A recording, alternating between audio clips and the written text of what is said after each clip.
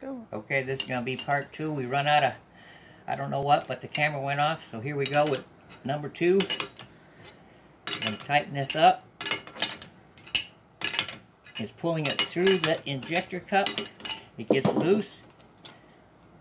Tighten it up for the second stage.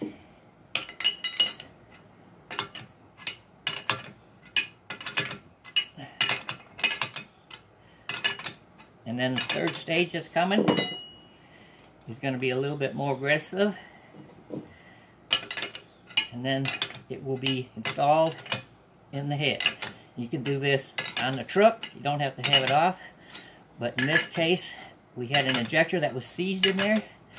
And we had to remove it the hard way, which you can see in the film. I'll show you in a minute what it looks like after I had to chisel it out and melt it out.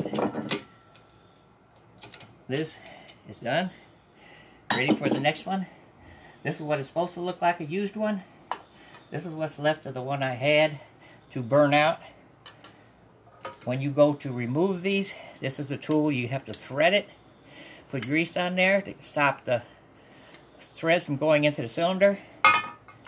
You screw this tool in there, and it'll pull it out if everything's good. If it's seized, it won't come out, and you have to do this of some sort like this. So that's it for this. I hope you enjoyed it. This has been MechTech Al's video on injector cup removal. Thank you.